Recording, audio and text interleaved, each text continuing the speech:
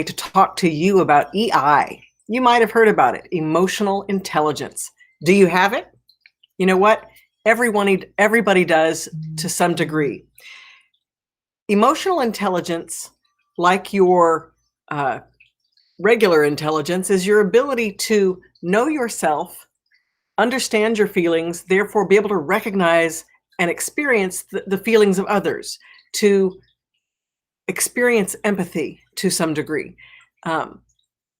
When you have emotional intelligence, it can do a lot of different things for you. It can help you create more intimacy in all of your relationships. It can create a deeper sense of teamwork in and team building in your business life. And it can create an opportunity for you to have a deeper compassion for yourself and for others. Now, does emotional intelligence mean that you begin to agree with everyone? Or will it make all your conflicts go away? Definitely not. EI gives you the opportunity, as you cultivate it, to understand other people's perspective. You may not agree with it. You may not have a deeper understanding of how they got to be where they are, but to have emotional intelligence means that on some level you have to connect with the thoughts, ideas, and experiences of others as you do for yourself. And there are 5 things that I'm going to talk about today, just briefly. I'm going to break them down for you, that you can do to help yourself cultivate more emotional intelligence. And those 5 things are a mindfulness practice, self-care, learning something new every day, practicing empathy, and facing your fear. So the first one, a mindfulness practice. Practicing mindfulness. Mindfulness is the experience of being aware of the thoughts and feelings that you have as you go about your daily experiences, but not intervening on them or not interrupting them, but allowing them to rise and then fall. Anytime you have an emotion, it is when we hold on to the emotion or we try to resist the emotion that it causes conflict. And many people feel that having that emotion, like if you get carried away with the wave, that you won't be able to come back. And mindfulness is the ability to recognize that your emotions come and go, and they are messages from your higher self to your lower self, your physical world, your physical world intelligence, and your circumstances. It's the way your body recognizes whether or not it's safe. So to practice mindfulness allows you to be present to those emotions, recognize them, feel them, experience them, and then let them continue to move forward as you interact on a daily basis. When you practice mindfulness, you gain more self-awareness. And the more self-awareness you have, the more you are able to recognize those same feelings in others and create deeper connections with people. Number 2, learn something new every day. That's the one thing that we can do every single day that does not cost a thing. And it doesn't matter who you are, everyone has room to learn one more thing. There is not one person on the planet that knows everything, but we have access to all information at all times, whether it's intuitively, whether it's going to the library, whether it's getting on the internet, whether it is literally just talking to somebody that you cross paths with during your day.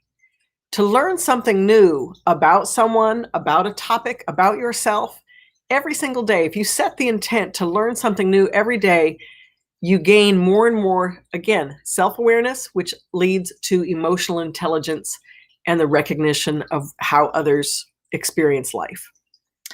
The next thing is practicing empathy. Empathy is the ability to feel somebody's feelings, and you can actually teach yourself to do it. Everybody does it, and there are certain experiences in life which will, like right now, during this pandemic that we're all experiencing, it's considered a cultural trauma. It's one thing that everyone on the planet has in common at this time.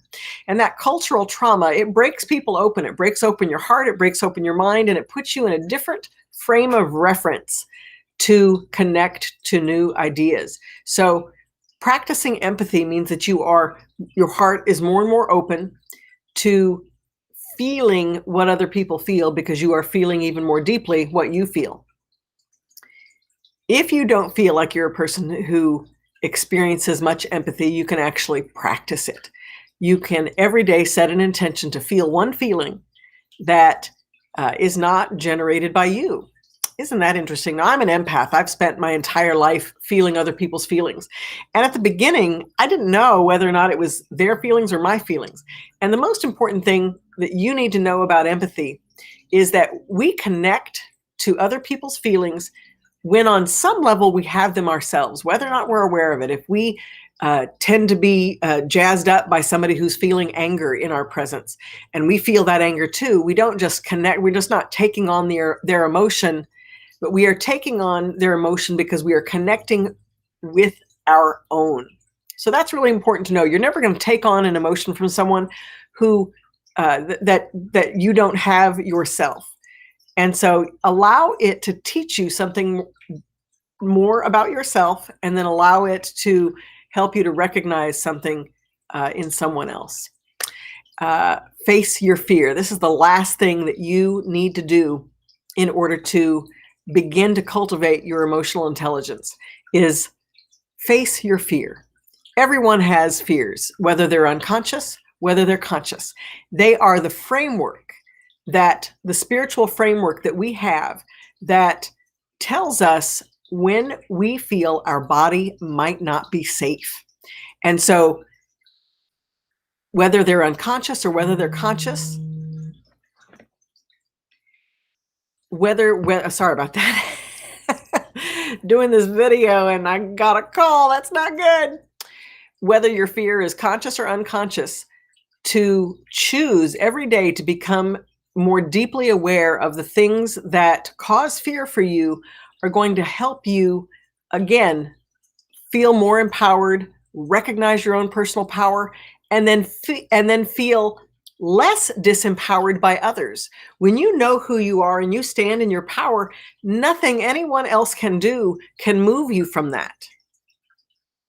And that's something that you begin to walk in, that level of confidence, when you have faced at least, and when I say face, become aware of some of the fears you have. It doesn't mean that you completely overcome them. That's a process, and it could take lifetimes to do that. But as you become aware of your fear and are honest with yourself about it, it really changes how you relate on many levels. So this has been Tracee Dunblazier. I'm really glad that you were able to take a minute and watch my whole video. You can tune in with me at traceedunblazier.com, TRACEE. You can see it there on the screen.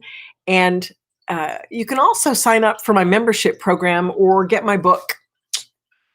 Conquered Your Karmic Relationships is a book for this period of time on the planet. It really breaks down a lot of topics that we have a hard time talking about it. So thank you for listening all the way through. I appreciate you. I'm glad that you're here, and stand in your power.